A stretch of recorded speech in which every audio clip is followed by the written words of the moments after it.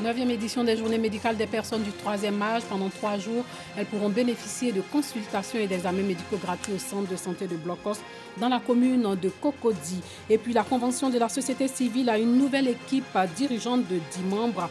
Elle entend promouvoir la bonne gouvernance. Bonsoir et bienvenue dans le 19h. Boris est avec nous ce soir. Bonsoir Boris. Bonsoir Ami. Les Lions de la Teranga, demi-finalistes après leur victoire face au Bénin.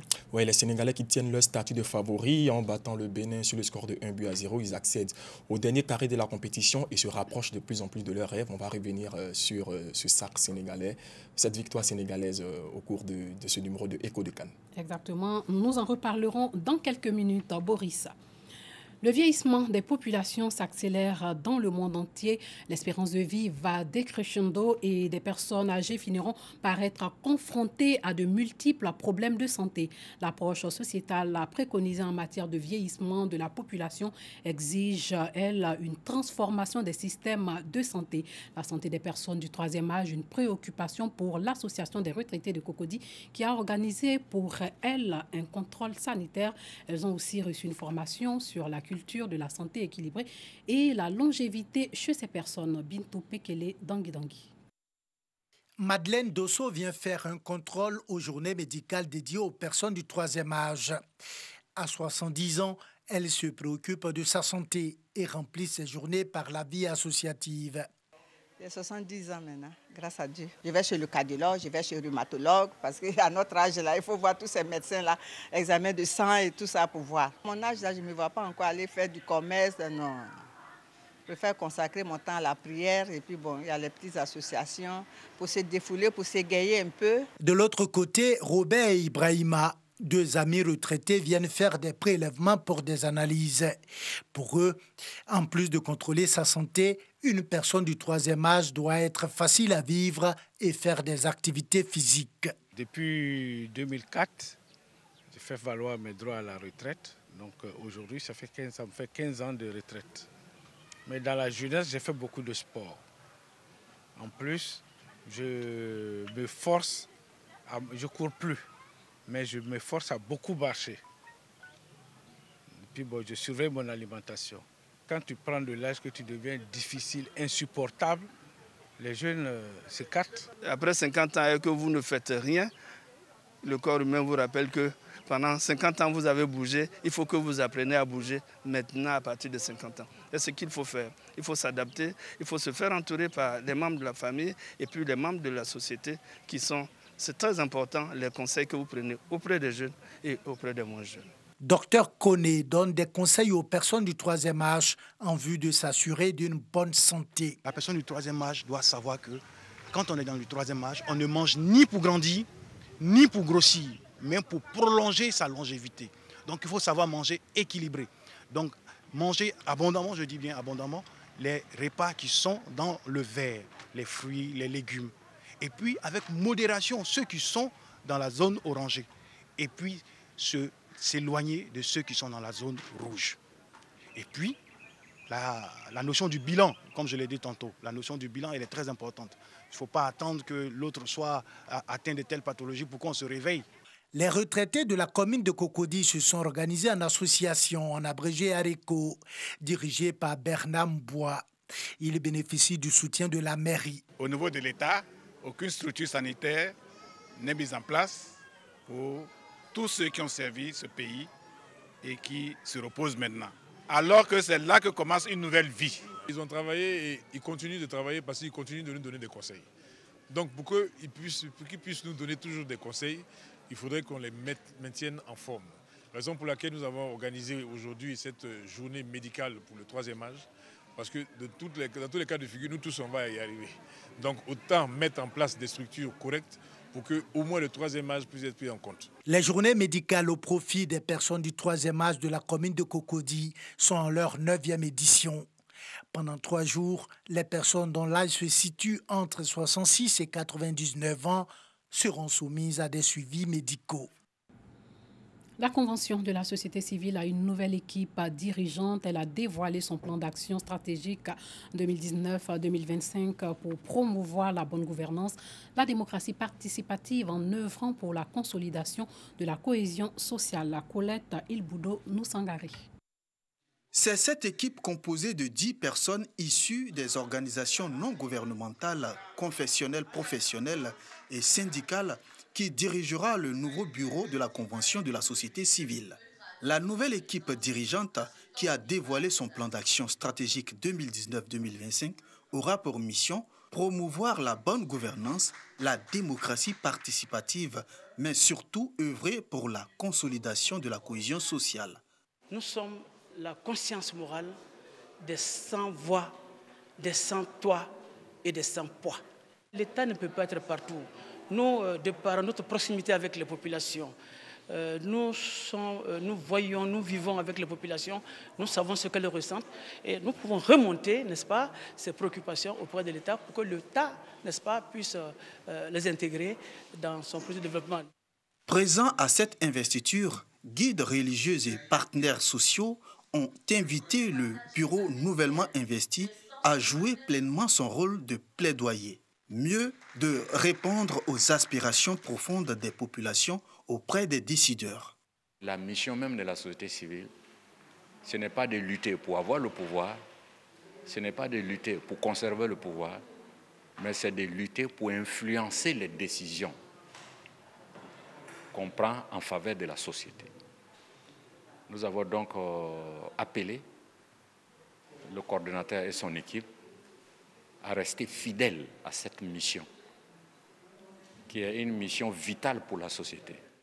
La Convention de la société civile ivoirienne est une fêtière d'organisation de la société civile dont l'objectif essentiel est d'influencer l'ensemble des processus politiques, économiques et sociaux en Côte d'Ivoire. Cette organisation revendique aujourd'hui 171 organisations nationales. Les veuves et les orphelins, une frange de la population qui est bien souvent livrée à elle-même, ces personnes vulnérables qui ont besoin d'un coup de pouce pour les veuves en vue de mettre en place une activité génératrice de revenus. L'ONG AFASI répond à leur cri de cœur en œuvrant pour leur autonomisation. Clément Boko. Estimé à 245 millions dans le monde, 115 millions de veuves vivent dans une extrême pauvreté selon l'ONU. En Afrique, pour mieux les spolier, on les accuse de tous les maux. Profiteuses, femmes sorcières, femmes adultères. Toutes les excuses sont trouvées pour abandonner ces veuves et leurs orphelins. L'Association des femmes actives de Côte d'Ivoire entend lutter contre ces préjugés, donc s'engage aux côtés des veuves et leurs enfants. La FASI recherche à vraiment aider les femmes. Aider les femmes à être autonomes et aussi à prendre des veuves, des orphelins, les démunis, les malades dans les hôpitaux en charge. Ensemble, nous allons rechercher l'autonomisation effective des femmes de cette association à travers le développement du projet, à travers l'entraide, à travers donc l'éducation, parce que vous savez que la femme est au centre de tout. Chaque 23 juin, une journée internationale est célébrée à l'attention des veuves et des orphelins. L'AFASI compte faire de l'autonomisation des veuves son plan d'action en vue de leur permettre d'être plus épanouies. Cette association revendique plus de 200 membres seulement un an après sa création en janvier 2018. Hors de chez nous, Kim Darroch, l'ambassadeur du Royaume-Uni aux États-Unis, démissionne 3 jours après la publication de ses mémos diplomatiques acerbes envers l'administration Trump. Dans une lettre au chef des services diplomatiques, il a dit vouloir couper court aux conjectures sur son sort. Les mémos de Kim Darroch avaient fuité dans la presse britannique dimanche.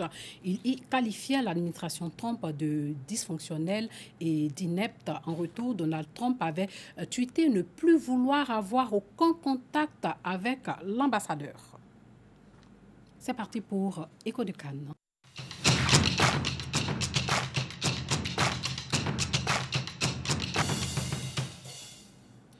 Voilà, Boris est avec nous pour parler encore CAN. Les Béninois ont été battus cet après-midi par le Sénégal, par un but d'Idrissa Gueye. Les Béninois qui n'ont pas du tout démérité.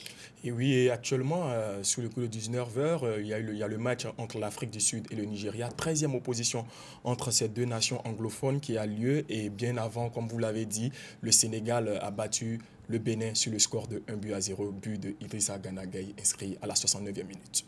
Réaction côté supporters béninois, Boris? Malgré la défaite des écureuils, les supporters béninois restent fiers de cette équipe qui, pour la première fois, a accédé au deuxième tour et ils le disent dans l'élément qui va suivre.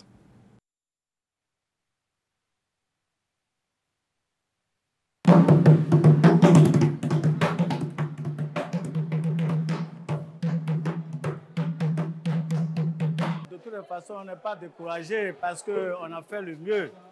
On a fait le mieux, on n'attendait pas que l'écureuil va aller jusqu'à ce point. Donc, ça arrive des fois. Donc, nous sommes encore fiers d'arriver jusqu'à ce point. Donc, on attend l'autre match dans 2 ans. L'écureuil va se montrer encore ce qu'il est. On a perdu, mais c'est qu'est-ce là? On sait que la victoire est devant, quoi. La prochaine fois, là, on va gagner. Il faut reconnaître que le Sénégal est plus fort que le Bénin. Hein? En tous les cas, il nous bat. Mais il faut reconnaître aussi que le Bénin aujourd'hui est vraiment une équipe qu'il ne faut plus minimiser. On est fort. Et on peut battre n'importe quelle équipe aujourd'hui. Vous avez vu le match 1-0. Qui attendait ça? Le Sénégal peut nous gagner 4-0. Mais aujourd'hui, c'est 1-0. En cas de finale, c'est bien que le Bénin, vraiment, il n'y a rien à dire. On peut arriver loin. Voilà, c'est le grand jour pour la Côte d'Ivoire. Demain, la Côte d'Ivoire qui va rencontrer l'Algérie. Quel est l'état d'esprit de l'entraîneur ivoirien Kamara Ibrahim et de Max Gradel que vous avez rencontré? Déjà, il faut dire que l'Algérie fait office de super favori de la compétition. 4 victoires en 4 matchs, 9 buts inscrits, 0 encaissés. Néanmoins, cette équipe ne fait pas peur aux Ivoiriens, comme le disent Kamara Ibrahim, le sélectionneur, et Max Alain Gradel. L'Algérie, sur les stats qu'ils font sont nettement favoris. Parce que quand tu fais une compétition, tu ne perds pas de match, tu n'encaisses pas de but. Donc ça veut dire que c'est quand même une belle équipe. Derrière, ils sont costauds. Au milieu de terrain, ils ont de bons joueurs. Devant, ça va vite. Donc maintenant, on ne va pas dire que l'Algérie nous fait peur. Non, comme je disais tout à l'heure, ça reste un match de foot. Chacun viendra avec ses forces, avec ses qualités. Et à la fin du match, on fera le bilan. Mais je pense que si on met tout, si on fait tout ce qu'il faut pour gagner ce match, on le gagnera. Maintenant, si on ne le gagne pas, ça veut dire que l'Algérie n'aura pas volé son parcours depuis le début de la compétition, parce que je pense que pour moi, ça reste quand même un grand favori. L'état d'esprit, il est tranquille. On est tous sereins. On connaît tous l'ampleur de ce match. Et croyez-moi que voilà, on est tranquille, on a bien récupéré. Et on est tous prêts pour ce match parce que, comme je l'ai dit, c'est un grand rendez-vous et on est tous sereins et prêts pour ce match. Voilà, Boris n'est pas allé en Égypte. Ce sont des images de nos correspondants en Égypte. C'est bien ça, Boris? Exactement. Et la consultante Eliane Hervaux qui fait une analyse des matchs à Côte d'Ivoire, Algérie et Madagascar, Tunisie de l'humain. Une analyse qu'on jugera de pointue parce que c'est une femme qui connaît le sport, elle connaît bien le football africain. Pendant la Coupe du Monde, elle nous a livré des analyses qui ont été très intéressantes et pour cette CAN, elle revient livrer ses favoris pour les 2 matchs de demain. Écoutons-la. À ce stade de la compétition, il n'y a plus de calcul. On a vu des équipes jouer difficilement, entrer difficilement dans la compétition comme l'Afrique du Sud et qui se sont sublimées au second tour. Algérie, Côte d'Ivoire, c'est un match ouvert. Je pense que l'équipe qui aura faim, qui aura envie, l'emportera. Et évidemment, je l'espère que ce sera donc les éléphants.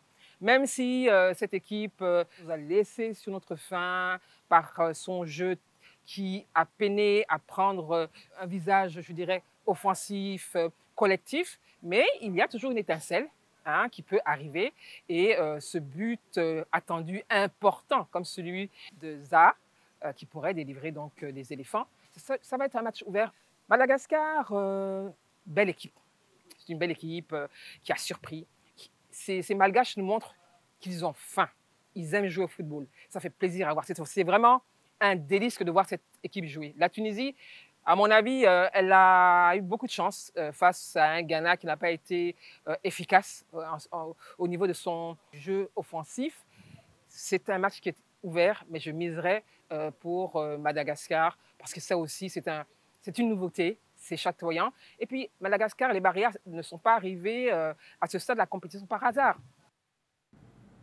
Voilà, Boris, quels sont les matchs que nous avons à l'affiche demain, rapidement? Demain à 16h à Suez, là où ils ont battu le Mali, les éléphants de Côte d'Ivoire croisent le fer avec les Fennecs d'Algérie. Et à 19h, au stade de l'Académie militaire du Caire, la confrontation entre les Barréas, Madagascar et la Tunisie. Voilà, tous derrière la Côte d'Ivoire. Demain, nous, on attend 2-0, n'est-ce pas, Boris? On l'espère bien. On espère la Côte d'Ivoire va gagner. Merci de nous avoir suivis. Portez-vous bien.